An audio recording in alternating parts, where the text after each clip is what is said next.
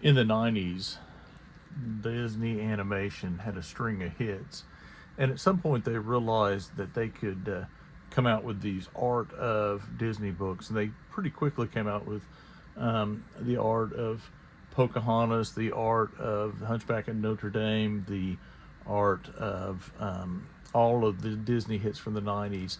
And so these art books at the time for the Disney movies were kind of a novel thing. You didn't get a lot of art books about movies, but they quickly realized that the public wanted to see this. And so this is a book, The Art of Disney Big Hero 6. Big Hero 6, it was a Disney movie that was based off of a Marvel comic book, Marvel miniseries actually. The Marvel comic doesn't have much resemblance to the Disney film beyond the title. However, I did enjoy Big Hero 6 quite a bit, and I thought it was a pretty good movie, and I'm going to review the Art of Big Hero 6 book.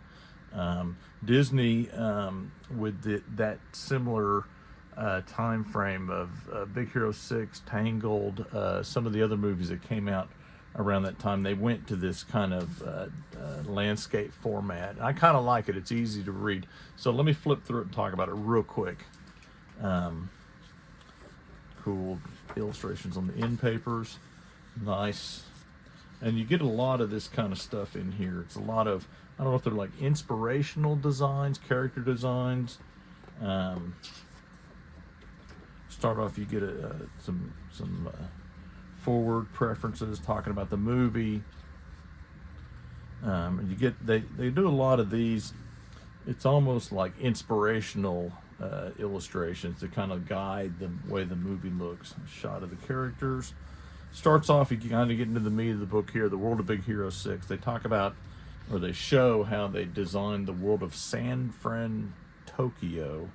I believe that's pronounced right, which is the world that Big Hero 6 takes place in. It's the city, and it's never really spelt out in the movie, but there's a reason why they came up with that. But and they were inspired by San Francisco's Chinatown, and so they go through some of the designs that they did. A lot of nice illustrations. And there's a nice variety. You get stuff like this, which is mostly a linear illustration, to something like this, which is more like a 3D thing. And a lot of color illustrations in here. Again, this isn't stuff that was necessarily used in the film. So here it talks about how they went to San Francisco and they actually did some research and took pictures to help them when they designed the film. I love the vending machine. My wife has been watching a lot of videos about Japan, and it's amazing how many vending machines there are in Japan.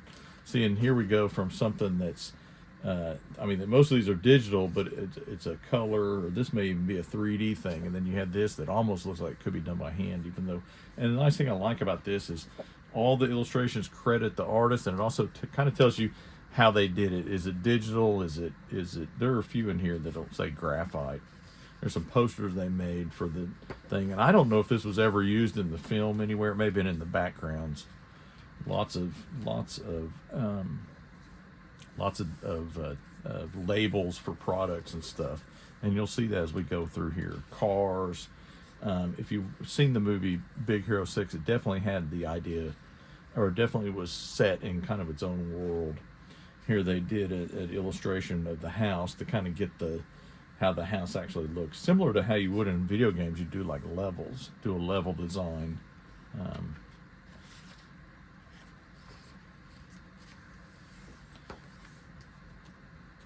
lot of art goes into making these things, certainly.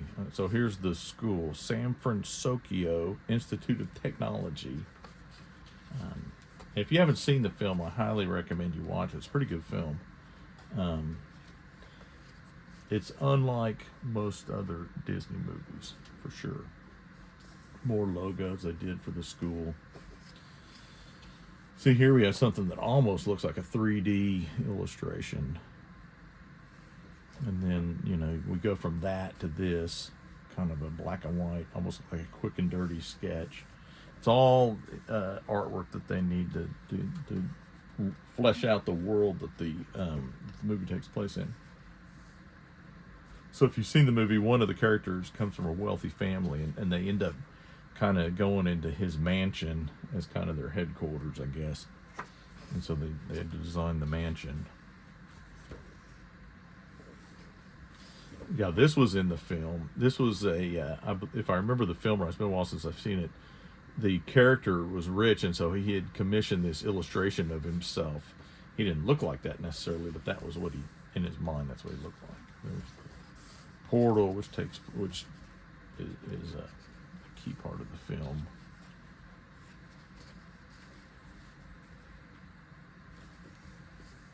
Some designs showing some of the effects of going through the portal.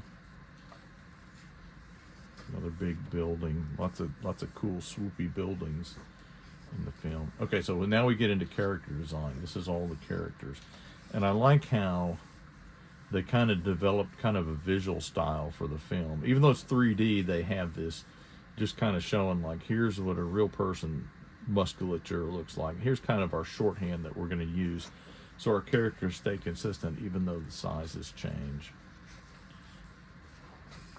This is the main protagonist, Hero. Lots of illustrations of him. Oh, so here's some graphite stuff. So there was some traditional art done, but most of it is not 3D but digital.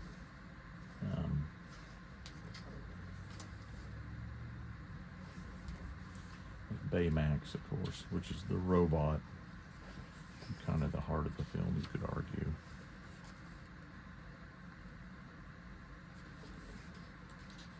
And they really put a lot of thought in thinking how the robot would be actually, how the robot would actually be constructed if it were a robot.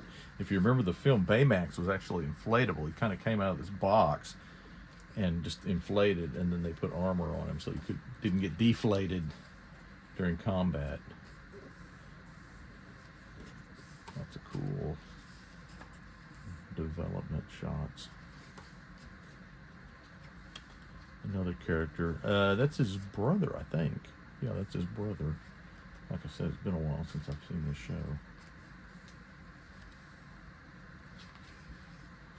That's his aunt that he lives with. More graphite.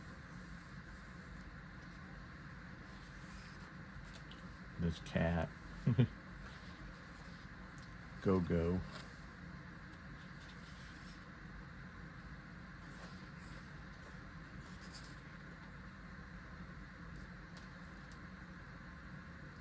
Yeah, again, them trying to design the character.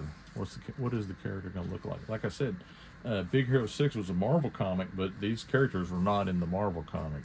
The Marvel comic actually consisted of existing Marvel characters. I think for the most part, I think there may have been a few new characters. I know Sunfire was one of them that was in Big Hero 6, the comic.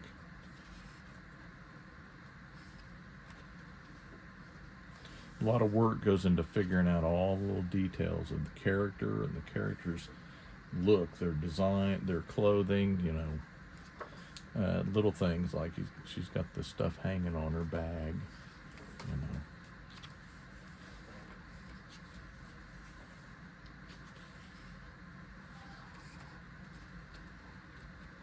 Fred. Very 90s looking character.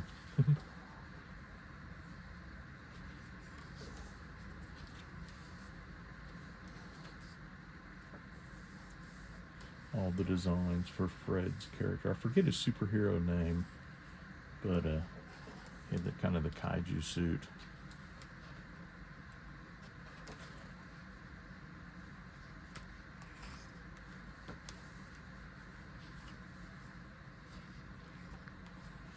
The villain, very obviously the villain. If you haven't seen the movie, you can tell it's the villain.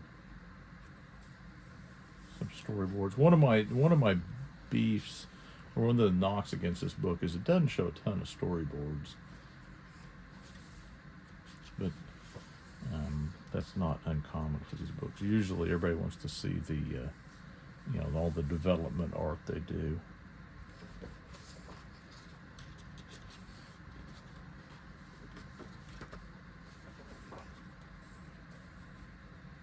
then we get into cinematography, and so here they're just developing the look of the book,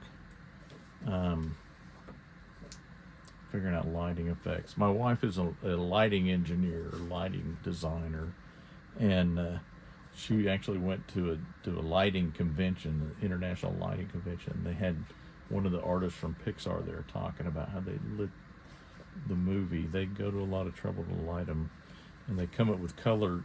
It's called color script, but it's like a palette, if you will, for the show. You know, they don't just make it up as they go.